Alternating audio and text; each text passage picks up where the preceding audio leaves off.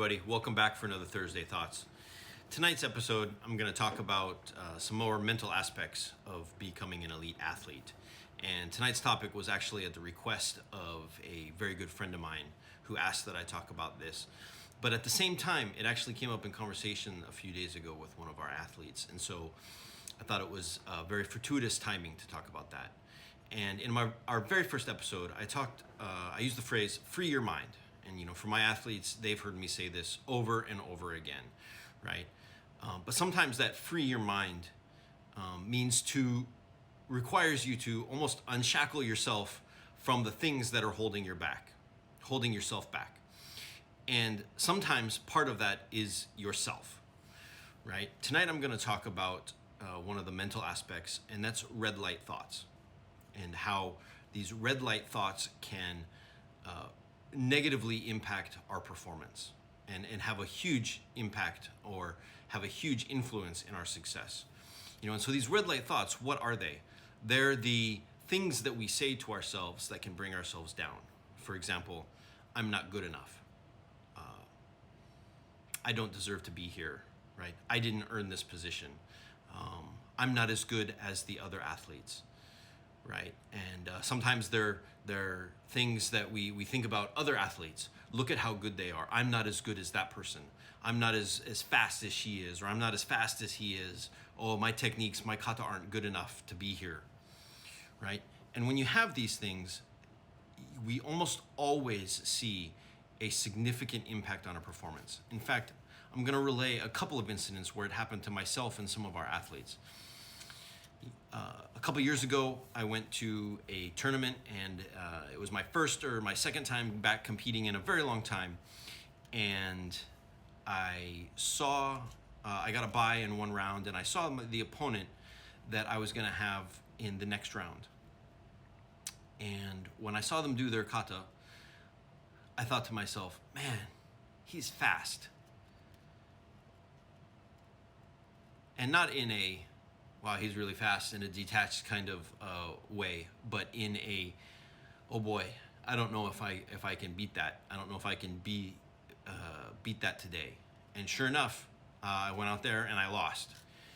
And maybe the score would have been the same had I not had those thoughts, but I defeated myself before I went out there.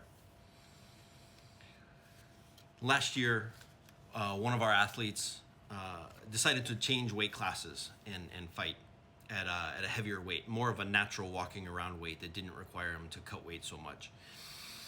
And so competing in WKF Series A events around the world for several years.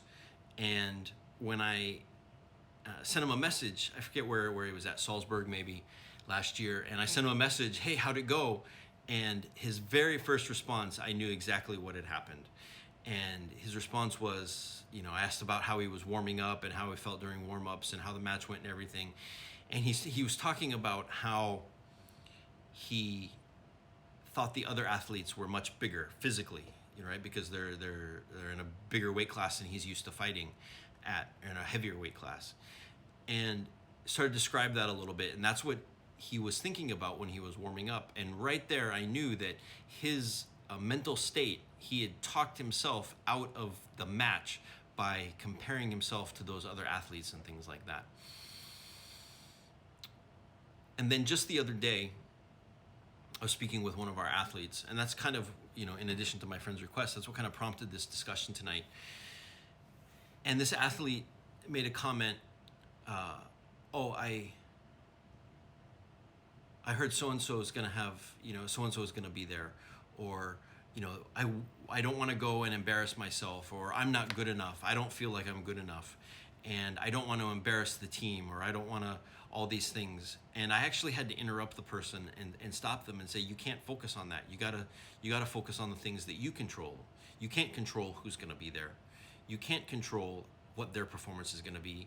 I mean, the world champion can slip and fall, twist their foot, do something, lose their balance in a tournament, right? So just because somebody's there doesn't mean that they're not unbeatable, but you have to focus on the things that you can control, right? And so these are all red light thoughts. I'm not good enough. I don't deserve to be here. What are the other people gonna say if I don't do well? How I'm gonna embarrass my team, or I'm gonna embarrass the country, and things like that. But you can't focus on those things, right? And we call those red light thoughts. So how do you counter red light thoughts? With green light thoughts. When we go to a tournament, I will always take our athletes aside and I will talk to them and I will have them repeat after me, things like, I deserve to be here. This is my favorite kata. Nobody's put in the work as much as I have. Things like this to program your mind, right? I remember in high school, I took a very basic computer coding class. This was a long time ago. And I don't remember a lot of details, but what I do remember is the if-then prompt, right? If, when you write the programming, if this certain input is put into the system, then it produces a certain outcome. And your brain functions very much like that. I like to compare the brain in many ways to a computer, and it will only do what it's programmed to do, right? So when we have these red light thoughts, it's important to counteract them with green light thoughts. And one way to do that is it's a constant battle, right? No matter what athlete they are, what level they are, whether it's a professional basketball player, Michael Jordan, right? Any of the professional athletes, no matter how confident they may appear, everybody inside has doubts and things like that. But all of them practice some form of sports psychology, and they go see people to help work on this mental game because of the impact that it can have on your performance. So we have to fight harder to have that positive mental attitude. And how we do that is the way we talk to ourselves. This is my favorite kata. I deserve to be here. I trained every day for this. No one worked as hard as I did, right? Things like that over and over again. Find something to say positive about yourself every day. And one tip that I've heard is to use green dots, little green dots, right? The stationary kind you buy at the store or whatever, Office Depot or Office Max, Staples. You go and you buy those and you stick them everywhere. And everywhere you see a green dot, you have to say something good about yourself, something positive, right? I have friends who support me. I have a great team that helps me every single day.